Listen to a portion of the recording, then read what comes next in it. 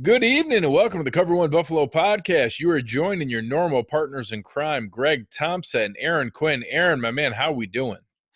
Nervous, man. I'm a nervous wreck. I've been feeling really good riding this wave, but this is a tough week. It's going to be a tough week. Yeah, it was kind of weird in the same way. I mean, I've really just kind of bathed in it and just really enjoyed the feeling of 9-3 and the no stress Sunday and just kind of scouting and watching it. And then the last 2 days, I've watched 4 Ravens games and then multiple spots to dig into film. And yeah, this is a good football team we're about to play. And it's funny. I think we've said this multiple times this year that this is going to be a big test. This is really going to tell us a lot about the team. And, I didn't not mean it in the other times when we said it, but I feel like this week is really, really indicative because this is one of the weeks where, your same old Bills, we would go in and we'd get smacked around and they'd run the ball down our throat the entire game. I do think that's one of the potential outcomes here. We'll talk about it as we get further into it. But this is a game that if we come in with a creative game plan and hang with them, would really show the transition of the team and that it's not just that we're beating up on, tomato cans, that we can hang with real teams and make it a real game. So I'm looking forward to finding that out, and I'm hoping that my gut is lying to me because my gut is nervous. Well, here's the thing, dude. A couple of my mentions this week have been, you guys say this every week. This is the most important game every week. And they're right. It's true. We have been saying it every week, but that is kind of where you're at when it's a team that is in this part of their rebuild that's a little bit ahead of schedule. I think everybody had them probably a little worse than they are at this point this year. Even though like you and I picked 10, 11 wins, I didn't think they would be this good at this point in the year. I thought the 10, 11 wins just came because of the lack of schedule strength, but they're playing better, I think, than people expected. So that measuring stick continues to move. And fortunately for them, the later in the season they've gotten, those games are starting to pile up. And we're really coming to the climax now where the team that's playing the hottest in the NFL and pretty substantially the hottest in the NFL is who you're playing next after coming off a big win. So yeah, we've been saying that every single week, and it has been true. It's been slowly, incrementally building up to tougher opponents since an early, easy stretch, and now it's coming, to its peak here against the Baltimore Ravens. And I think we'll have another measuring stick against the Patriots in a few weeks, but I think this is probably the last time that we're going to have our biggest test to really see where the measuring stick of this young team that's still in the process of rebuilding. Yeah, it's funny because I think you can have both. I think that we can say that saying this is the biggest game, regular season Bills game in 20 years, every week for 3-4 weeks in a row can be funny and can be true. Like it doesn't mean that it wasn't actually valid and that it doesn't mean that we're going there. It's like you said, when you're a team that hasn't had very many big regular season games in 20 years, that's what happens. So when you're having the best season of this century, then you're obviously going to stack those kind of games up and they're going to matter more. I do think that it would crest a little bit after the Ravens. I don't see any scenario where the Steelers game is bigger than the Ravens game, but we'll be right back to it when we go to Foxborough to play the Patriots. I think it's going to be right back to that as an enormous measuring stick game. And that Steelers game will be big in the sense of that could be the game that seals the playoffs. And we're at that part of, like you said, best team of the century, where usually this time of year we're trying to figure out, all right, we got to win out to get a playoff spot and all these other teams have to lose. That's where these shows are going with 4 games left, 3 games left. Every other year I've done a show is, all right, what's the scenario? What are all the breakdowns? The scenarios are pretty clear. We have 4 weeks to have a shot at sealing that playoff position. So every game, like even though the Steelers game, I agree with you, isn't as important as far as the on paper, the matchup, things like that, it's going to have its own significant importance. And maybe the Jets game will too. We don't know that yet, but I don't think we're going to be able to stop saying that this is the biggest game. But I agree with you as far as on paper competition. This is the measuring stick. This is the best in the NFL. Across the board, I think it's unanimously agreed upon right now that this is the best in the NFL, and you're going up against them. Both teams are relatively healthy, so this is a great measuring stick for this team, and I don't think we can stress that enough. But there's some reason to be relaxed in that, and we'll get into that. Yeah, and so let's go through a couple things here, before we get into, names and positions. The reason that so many people universally feel that way is that we're playing the Baltimore Ravens. The Baltimore Ravens are 10-2. They are a very galvanized, legitimate 10-2, where their wins are, 30-16 against the Seahawks, 37-20 against the Patriots, 41-7 against the Texans, 45-6 against the Rams, and then this past week beating the 49ers 20-17. You're talking about probably 5 or 6 of the top 8 or 10 teams in the league, and that many of those were by 3 and 4 scores. So I think that maybe they came back to earth a little bit, rattling off back weeks of 49-13, 41-7, 45-6 is ridiculous. That's, all-time great point differential in a 3-game span. So coming back down to earth a little bit this past week against 49ers, 20-17, is at least somewhat reassuring that it's not, a complete juggernaut firing at all cylinders. But that game was impacted by the rain. The 49ers have a phenomenal defense, and I think are every bit as good as the Bills defense. They probably have some areas that are a little bit better from a dynamic pass rush standpoint, and maybe the elite talent on the defensive line. The Bills might be a little bit better in the back seven, and we'll get into why that might matter here. But they gave them everything they could handle, and as good of a defensive performance as what has been put up against the Ravens all year, because every other game, even the losses they had, were because in back-to-back weeks, in weeks 3 and weeks 4, the Chiefs and the Browns beat them, but it was because both teams put up over 500 yards of total offense. Right. No defense has stopped or slowed down this team all year. That 20-point level against the 49ers last week was their worst of the season.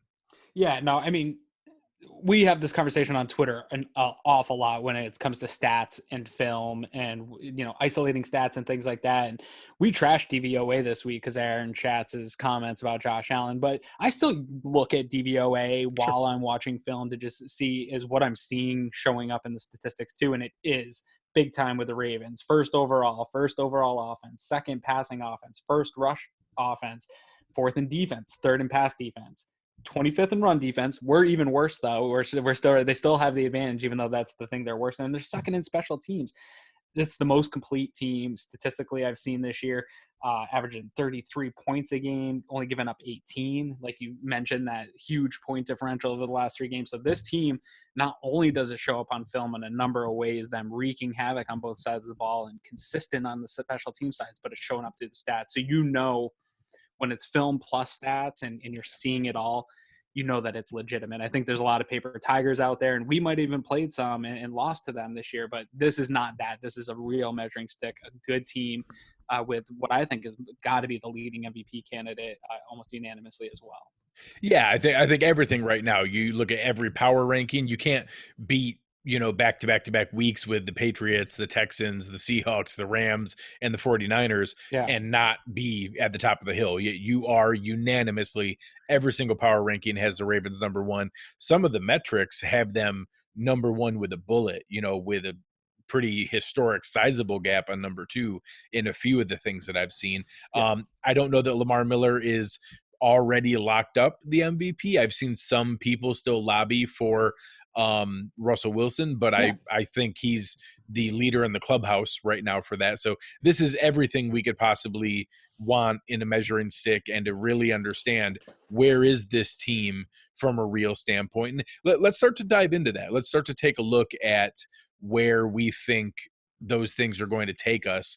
Let's start with the Ravens offense, which is, I think, been even more impressive than what many people assumed would be the strength of their team with the defense, which we'll get to here in a bit. But it really centers around the rushing game more than any team we've seen in history. Right now, they're the only team to ever average 200 yards a game this far into a season, and really are doing it at a historic clip.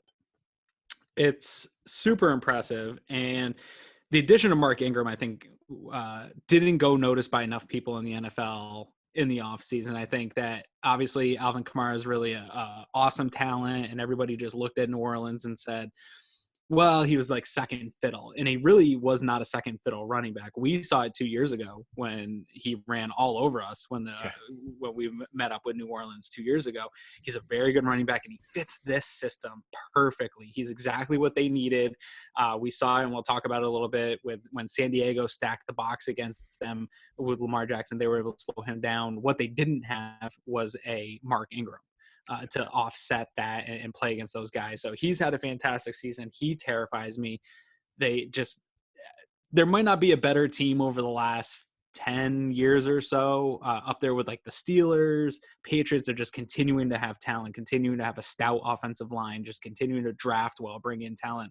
I know Ozzie Newsome's not there anymore, but what he was able to do for 10 years of just keeping this team consistently talented is unbelievable. And you're just seeing it year in and year out. And when you get to the second year of Lamar Jackson and continuing that talent, it's just bound to be this way. But I agree with you. Nobody expected it to be at the historical rate that they're doing. But man, I'm a little jealous. I've looked at a lot of teams this year. We've done a lot, and I have not been jealous or scared of that many. Yeah, well, like you touched on, the last time that we saw Mark Ingram, for any fans who don't remember, in that 2017 season, and you've referenced it multiple times, probably the worst 4-game stretch in our adult fanhood. After having some hope, the Saints came in, ran for 298 yards. Mark Ingram had 21 carries for 131 yards and 3 touchdowns, and just demoralized this team. And I think there's a lot of differences between then and now. I think that there's a lot of just direct, talent improvement. But I think the scheme, I think that the discipline that they've shown, we've talked about some of the gaps. We saw it, rear its head against the Eagles. We've touched on some of the potential threats that, we didn't exactly shut down the run game against the Broncos or the Cowboys. We just controlled the game script and made it so they couldn't afford to pound the ball at us because they needed to try to catch up. And I don't want to be naive in this game either. I don't know that there's any scenario where we shut down Baltimore's rushing game. I think our best case scenario is the same thing. We get an early turnover, we get an early score, we take a little bit of a lead, we control the game script, and we limit it to where they're having to pass the ball more, and putting them in a position where an effective run game is helpful, but not at the 35 to 40 carries, that we limit it to the 18 to 20 carries because they have to throw the ball to catch up. I don't know that I see a path to stopping this rushing game by itself. No, I don't either. And actually, I do agree with you. The way to try to stop that is different looks on defense, some run blitzing, disguising some stuff, but also having the offense get up on this team is going to help. But at the same time, this is a team that is unlike others where they can run off 3-4 plays and score running. And they've done it a number of times this year at other teams. They get big chunk plays on the run game. And I think they feel confident that even if they're down in a game, they can come out and still kind of run the ball. If they get too far down, obviously they're going to go primarily passing. But I think they are who they are. They know their strength, and they're going to continue to go at it and hope that you stop it. And I think they also feel they have a good enough defense to stay with the run game, knowing that the defense is going to give them chances to get back in the game. They're not pressing at any point this year of getting away from who they are. And that is another thing that just terrifies me. I think we've looked at the Broncos, we looked at the Cowboys, and you see teams that when they are down, they change who they are and they press. And that's what we were able to do to the Cowboys, right? They got away from Ezekiel Elliott, and that has been getting ripped apart all week by the national media. Like, why aren't they being true to their big offensive lineman and running Ezekiel Elliott? I just don't think we'll see that with the Ravens. I think unless we go up a few scores, maybe 2 to even 3 possessions, I think they continue to try to work the ground game, especially having seen on film Buffalo's problems.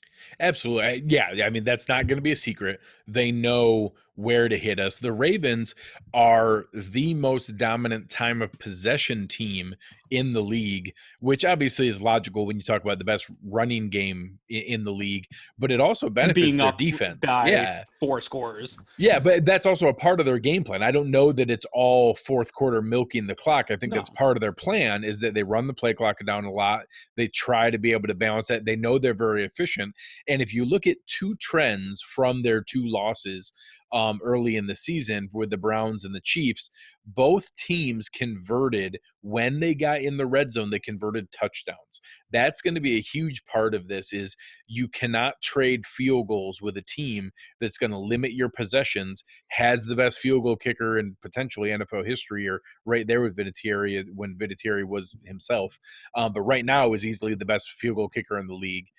Has a phenomenal punter, has great special teams, has a strong defense. I don't know that their defense is, it's certainly nowhere near to what many people think of as a Ravens defense when you think of names like Ed Reed and Terrell Suggs and Ray Lewis. It's not that. But when you let them pin their ears back, when they get a lead, when they're pounding you on offense and keeping you off the field, and then all of a sudden, your defense, your offense gets out there and they know what you're going to do, they can perform well. So I think that their offense certainly predicates that and leads where their team is going, but the special teams contributes, and their offense or their defense does a good enough job when they're put into advantageous situations.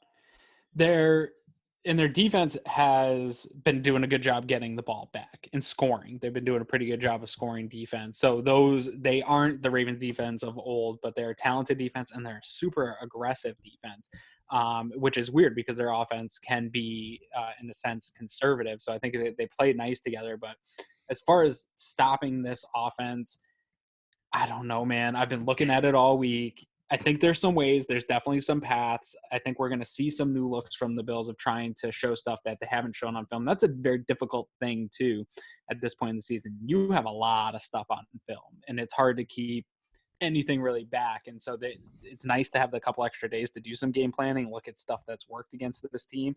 But I don't know, man. I've seen people try to stop the run, and Lamar is playing he reminds me of a great point guard running a fast break. Like, he's super fast, just carving up a defense. And if you give him any passing lanes, he's hitting passes, and they don't always look the prettiest, but they're right on the money.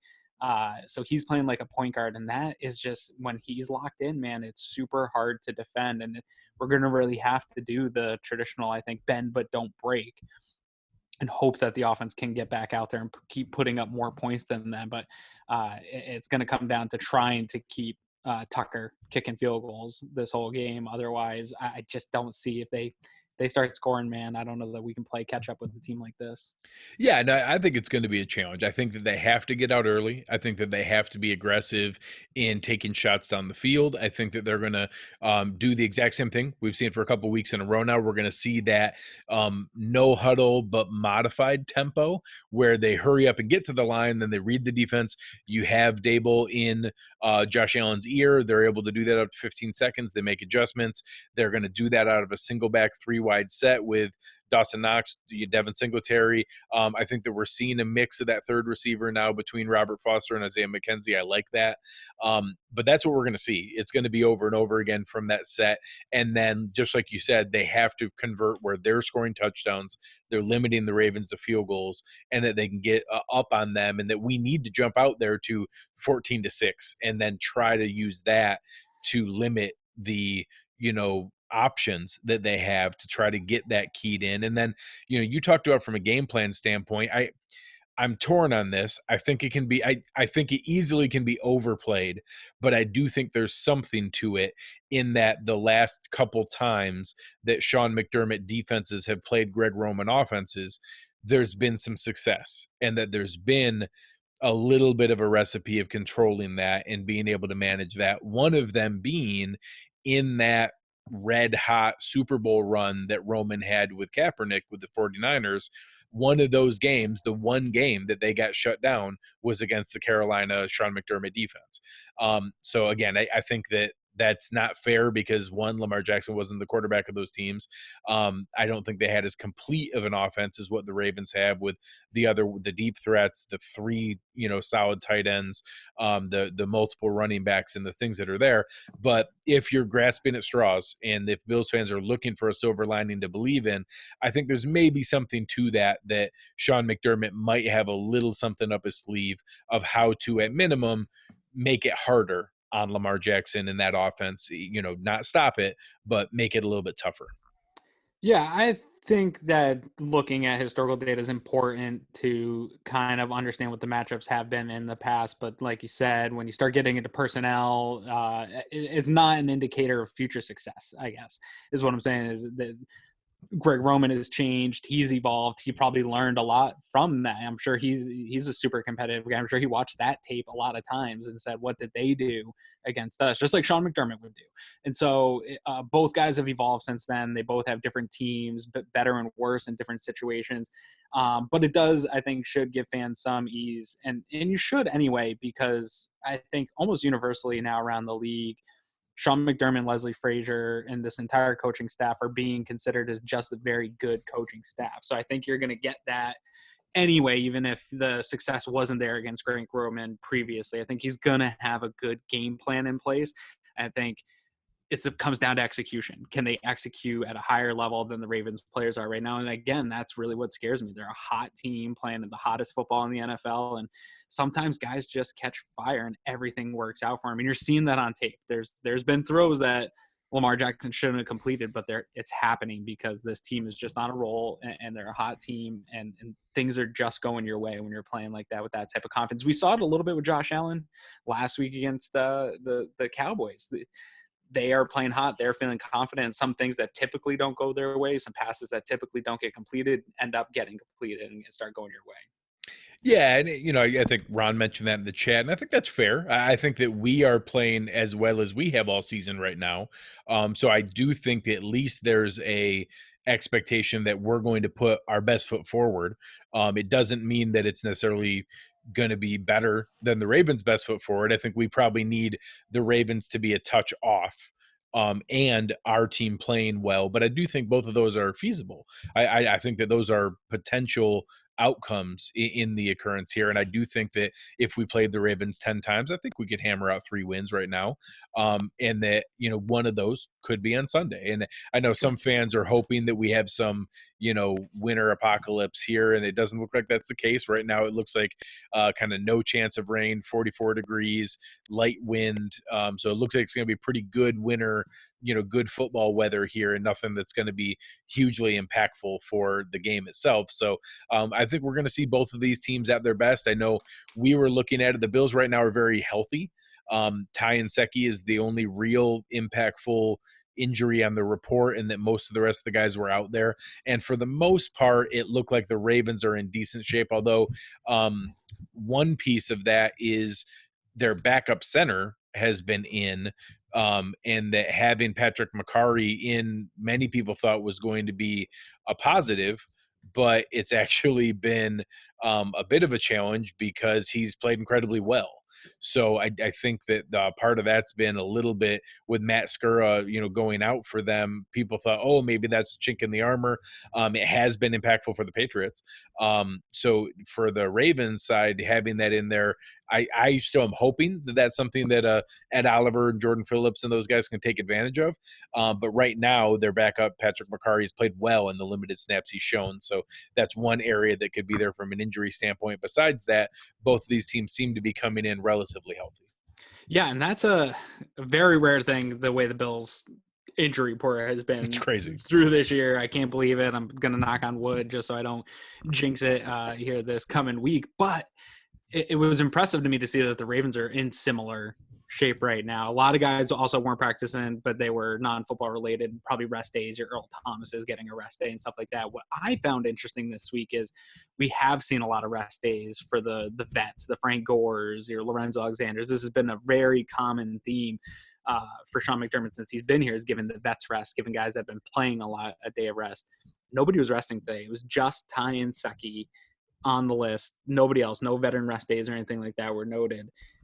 I've noticed also, and this is totally anecdotal, might not have anything to do with it, there hasn't been a lot of player activity on social media this week. And they've had a long week.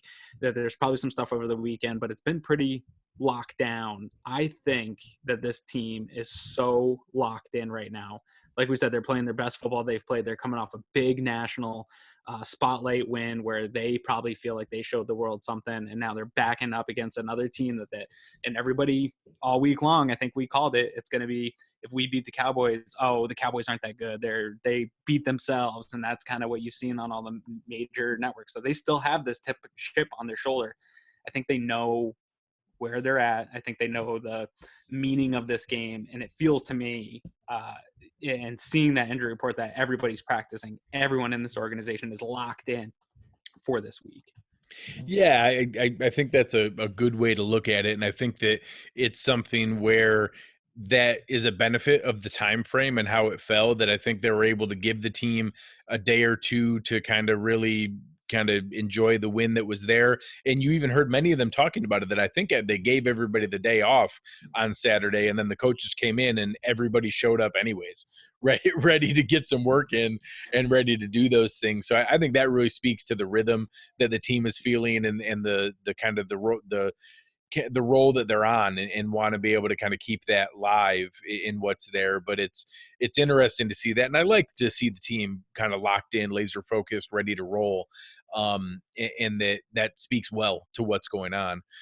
So we talked a bit about the Ravens side of their side of the ball. Who do you think is the key on the Bills side from a defensive standpoint to controlling that? Obviously, I think a lot of the questions are, how do you control that read option? They run that read option out of the pistol with multiple options that are there. Where do you see the key in trying to line up with who's going to try to slow that down? Well, I think it does ultimately start as the line of scrimmage, like always. I think that whole unit has to come and bring it, because this is a really nice offensive line.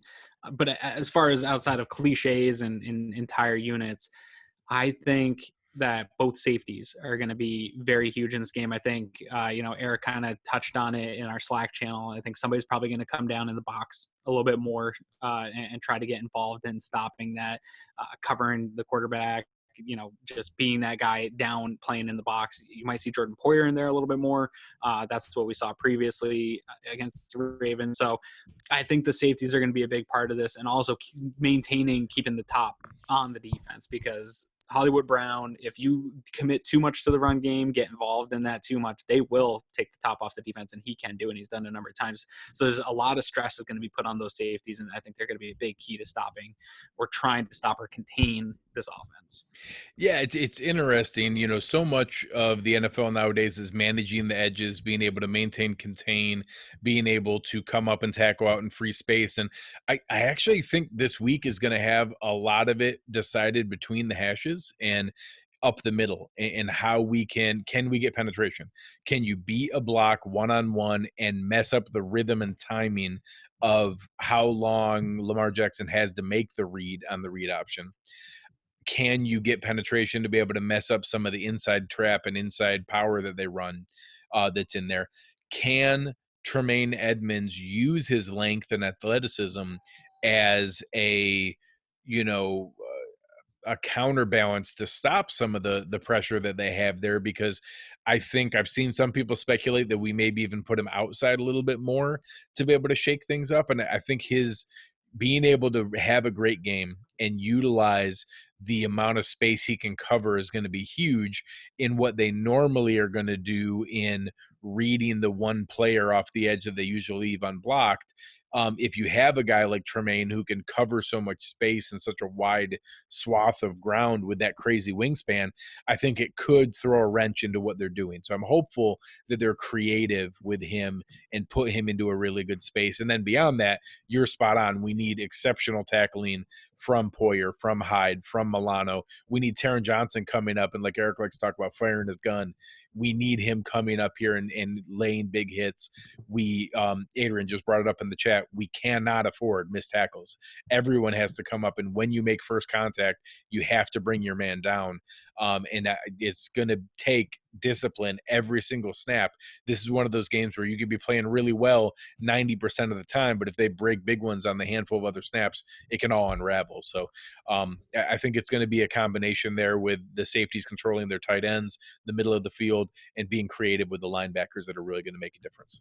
I know it sounds cliche, and I don't mind because some of these football cliches are very true. I think keeping them off schedule and not letting them get ahead of schedule is going to be a huge key to how you try to slow this down, because obviously third down super important. If we can keep them in a third and long situation, I feel much better about the strength of that matchup favoring our defense than that offense. If they start to get into third and short, third and twos, things like that, I don't feel super great. We have a little bit of a smaller defensive line.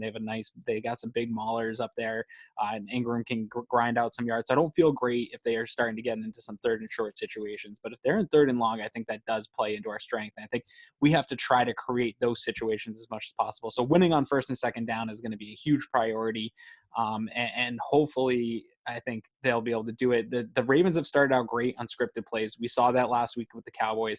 I'm not going to be surprised if they come out and put together a really nice, well-scripted play, and it takes the Bills a little bit of a second to kind of ease into this game and get that defense seeing what it is that they're doing and how they're being attacked, and then locking in from there. So it might be one of these games that comes down to who gets the ball first, but I do think that we're not going to contain them from scoring. We're not going to contain them from a few long drives. They're going to have it. It's how do you contain them overall big picture, and try to milk as many punts and turnovers as you can out of them.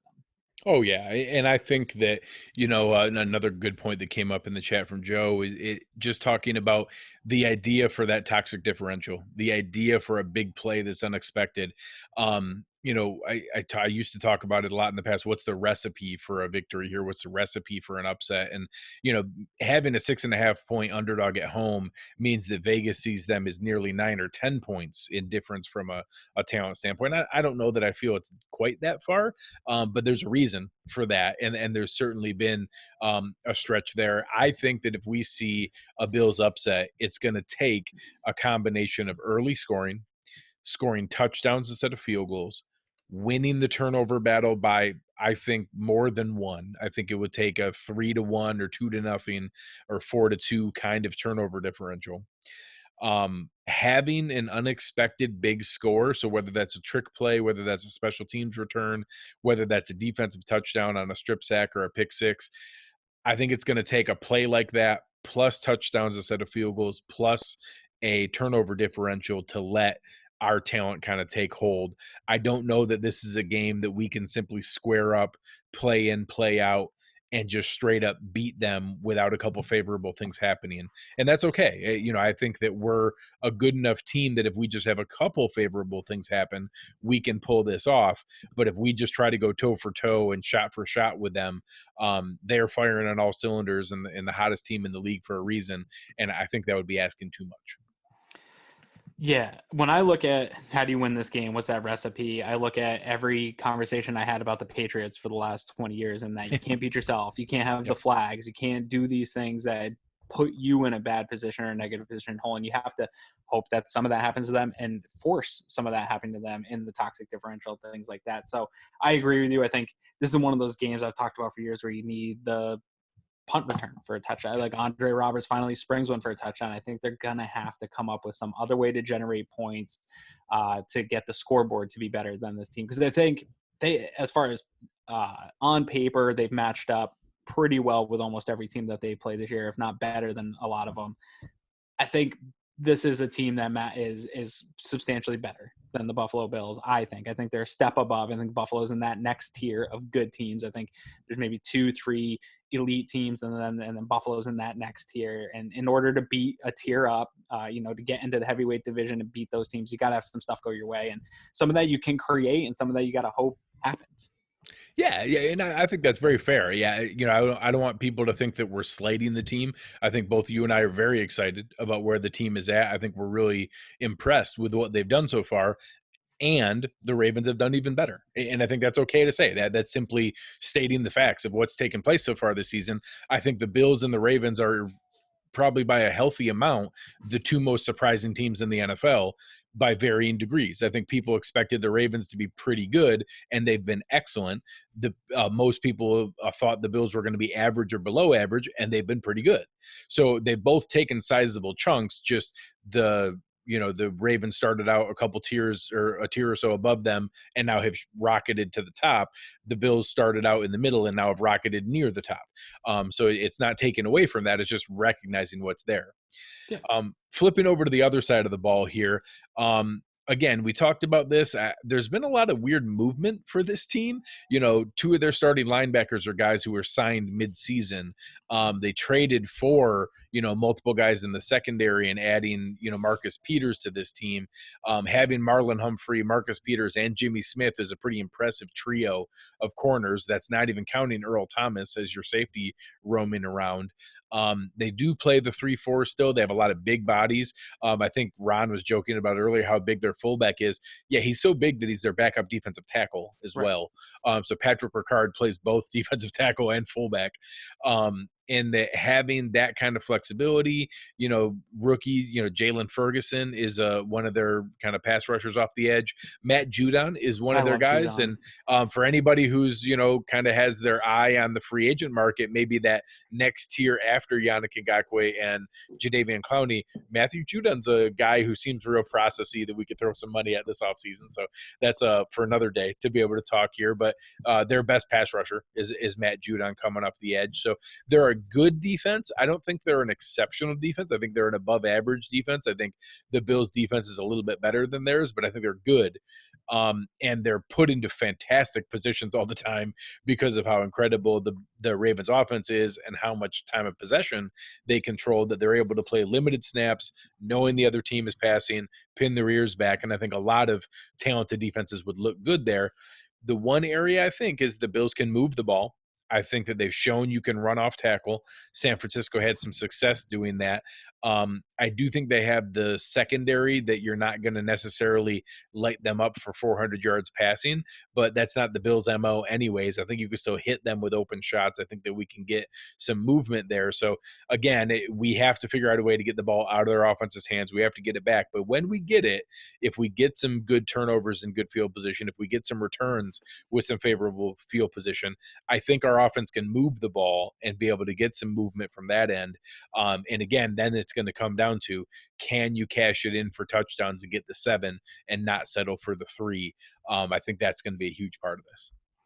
Yeah, I agree with what you're saying as far as I think the Bills can move the ball against this defense. I don't think they're an immovable object like Mark Ryan said the other day in the Slack channel. I think that they very much are the weakness of this team in different ways. I think it's on the ground. I think the legs of both Singletary and Allen. I think some designed runs for Allen, keeping that defense honest, and then Allen's ability to get out of the pocket on broken plays is also going to be pretty big in this game. The concern that I have is the last 2 weeks where we've seen the Bills play their best football and really their best offense. Josh Allen's coming out. They haven't been blitzed at a particularly high rate over the last couple of weeks. They just aren't heavy blitz teams that we've played against that are bringing a ton of different pressures. Ravens are super aggressive. Yeah. It shows up on film. They are wreaking havoc when it comes to blitzing. They get a lot of pressures. They're confusing a lot of young quarterbacks with those pressures.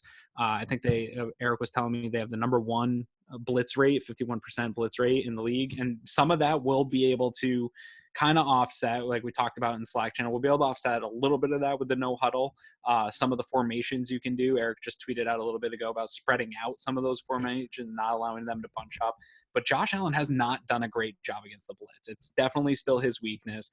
Even in the Dallas game, there was a blitz that I think everybody and their grandmother saw coming on the broadcast, and the guy just came free. There was a protection breakdown. Allen didn't even see the guy coming at all. He still struggles with that. I think that that's probably what scares me the most about this defense is you start getting that havoc. Does Allen revert to some of the hero stuff when things are a little bit more havoc-y than it's been?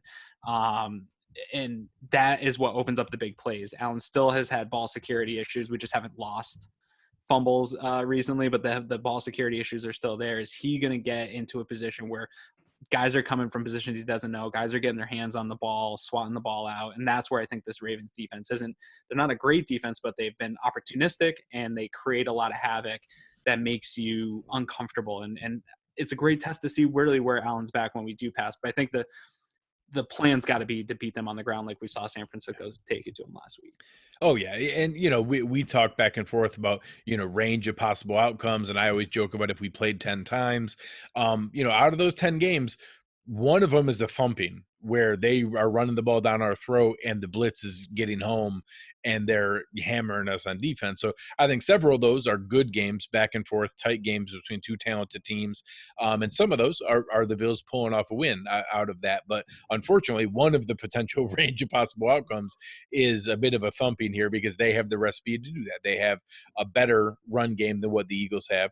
They have a better defense than what the Eagles had, and they could throw a lot of blitz at us to be able to make that crazy. So they need to be prepared. Now, again, the recipe that we talked about there, the game is at home. They had a little bit of extra time. The team's incredibly healthy, and we're playing as well as we have all season. So I think that we have every bit of peripheral support to avoid that really ugly one and to make sure that we're in this game and being competitive and controlling everything that's going on that we have the ability to control. It's just a matter of making sure that we stay home on those things, that we're controlling the clock the best that we can, that we're taking advantage of that opportunity from a run game standpoint, both Singletary, Gore, and Allen, just like you said, some designed runs, being able to hit that home. But it's going to take everything to be able to accomplish that. All right, what do you want to do next? You want to do bets or you want to do predictions? We can do bets. Let's do bets, and Okay. we'll get into our predictions a little bit. So if anyone just tuning in for the first time doesn't know, we have been going back and forth every week with some small bets. The bets are not for money; it's for money long term. So we are doing at the end of the season, we do points for the bets.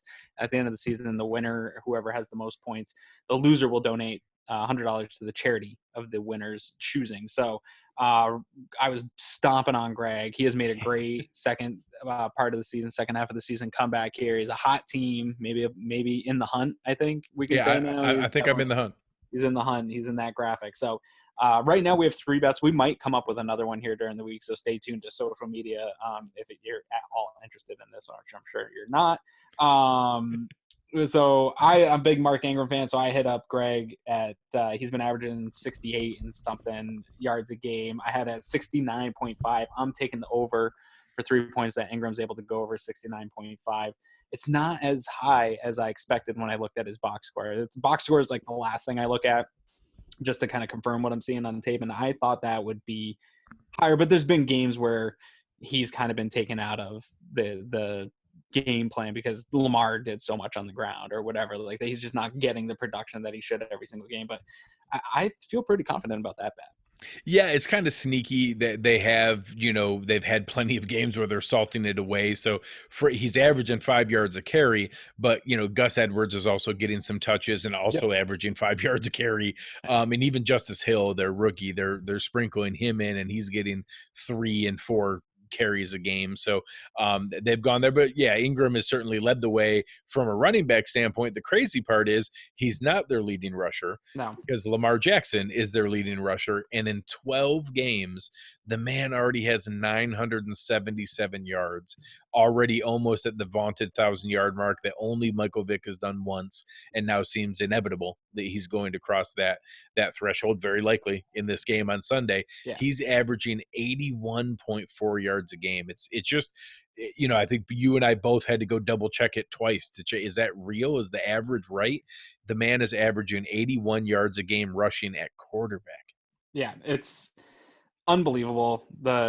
I liked Lamar Jackson in the draft process. I thought it was great. I didn't like all the stuff that was coming out against him, but I had no idea he was going to be this guy. And I know people said, hey, they had him as QB1, but he's even playing above that right now this year. He is playing on fire. And so we did 79.5 yards, and you took the under. Yeah. On the 79.5. And here's the thing, man, this bet, I hope you win, because I think that's, if you're limiting him to under his average, that's a path to winning. Yeah, and I'm purely banking that on something up McDermott's sleeve, that he's got some scheme advantage to be able to keep them engaged here and find a way to keep that limited, and that we do control the game script. Because like we said, if it gets away from us, I think both of those could go your way and would be no good for the team.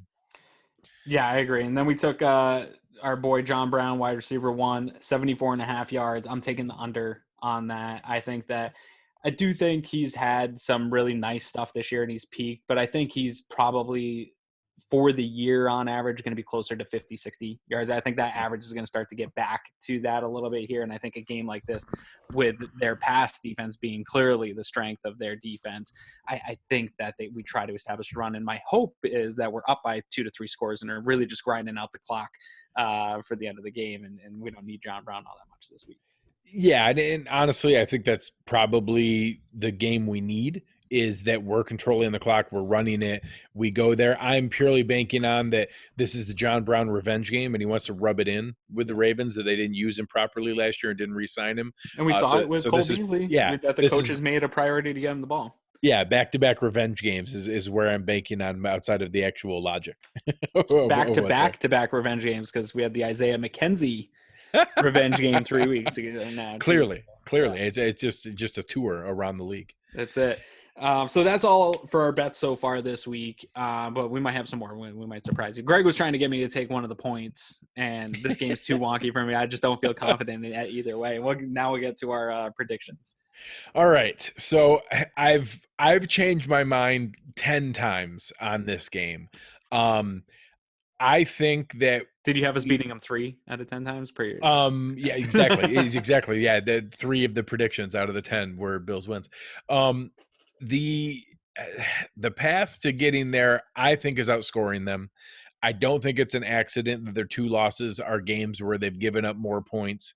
I think that's the only chance that the Bills are going to have here to be able to do that, is to outscore them.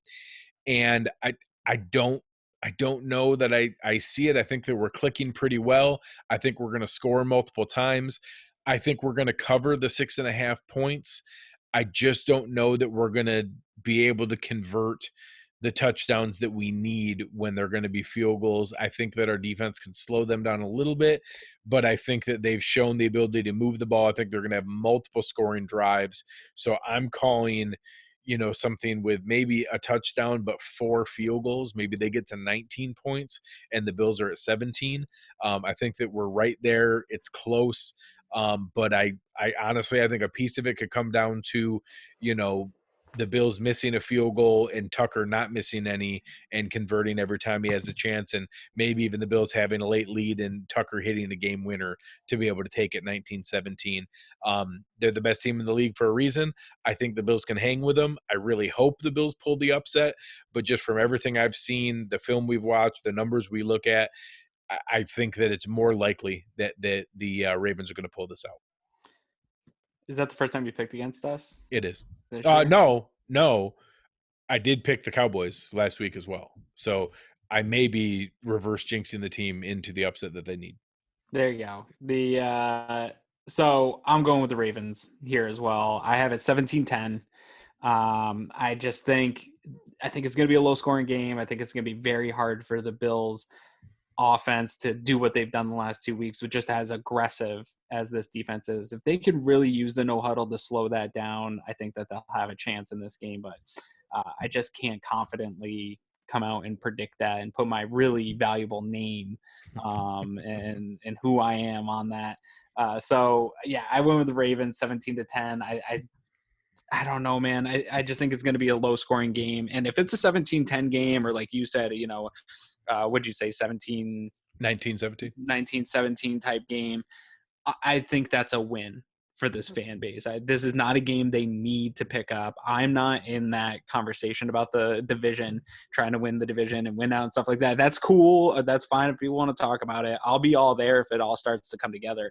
I'm not there yet. They don't need this win. It is a better team. So I'm getting my expectations set to, hey man, if they're playing good football with this team and it's within a shot in the fourth quarter, similar to how the Pats game was, I feel like that's a success. You're going up toe-to-toe with the best team in the league. I don't hate losing in that situation. I always hate losing. I want to get this win, but I do think that as far as measuring sticks go, if they keep this game close and have a chance to win it in the fourth quarter, that's a win for me. Yeah, and I think, similar to what we talked about with the perception impact of the Cowboys game and how many eyeballs were on that, there's actually going to be a weird amount of eyeballs on this game for a 1 p.m. Sunday kickoff. Almost every other major market is playing in a primetime window. You have Chicago and the Cowboys playing on Thursday night. You have the Chiefs and the Patriots playing in the afternoon game at 4:00. You have the Sunday night game is going to be Seattle and the Rams. Then you have the Giants and the Eagles on Monday night. So there is, if anybody hasn't seen the map that shows where the coverage is of who's watching the games, like 80% of the country is Ravens Bills, and it's all over the place, including the entire West Coast and all throughout the middle. There's I think a couple games that are spread out in the other markets. It's a weird amount of games that are going to be covered by Ravens Bills, and I think is going to be out there for everybody to be able to watch that. So the same way as I was hoping last week, I want them to put their good foot forward. I want them to be able to perform well. I hope they pull off the upset. It is an upset. It is a 6.5 point spread for a reason.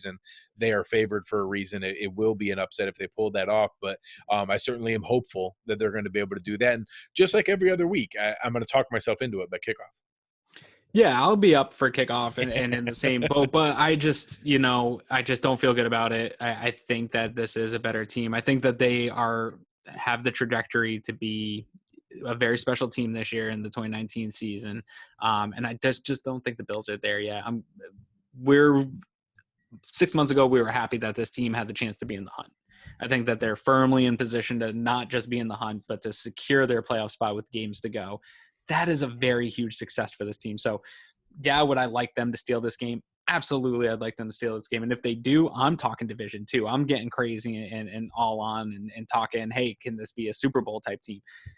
That's exciting to think about, but I think I got to pull it back a little bit and know that it doesn't make sense from everything that I'm seeing on film, everything that I'm seeing in statistics. This team should do what Vegas says they're going to do and win the game by a margin of at least that. Yeah, and like I said, we're doing this analytically. It's not where our hearts are, but if we just come on and pick the Bills every week, then it doesn't really do you guys a lot of good. That's certainly what we're hoping for and rooting for as fans. But we're here to be able to share with you guys what we're seeing when we do the research and dig through all this. What are we finding in that path? So, that's what my eyes see. That's what the numbers show. It's what it's there for a reason. Aaron, I want to be wrong. The people find you? Yeah, no, please. I want to be wrong, and you can. If I'm wrong this week and the Bills come out and smack the Ravens around, please come tell me. Get in my mentions at Aaron Quinn 716. I would love for my mentions to blow up for being wrong about predicting the Ravens to win.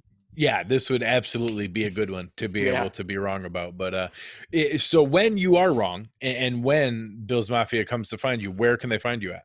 Yeah, Aaron Quinn 716. I love it. So come follow me. It's a lot of fun. Come and find me as well on the Twitter machine at Greg Thompson at GregTompsett. Having a lot of fun. Thanks for everybody in the chat tonight. You guys were awesome. Really looking forward to this. I think the Bills Mafia is really feeling themselves right now and really enjoying it. I hope that this week keeps that rolling and is able to be the next step that we need. But either way, I'm looking forward to a great game. And thank you for everybody tonight. You've been listening to Cover One Buffalo, and we are out.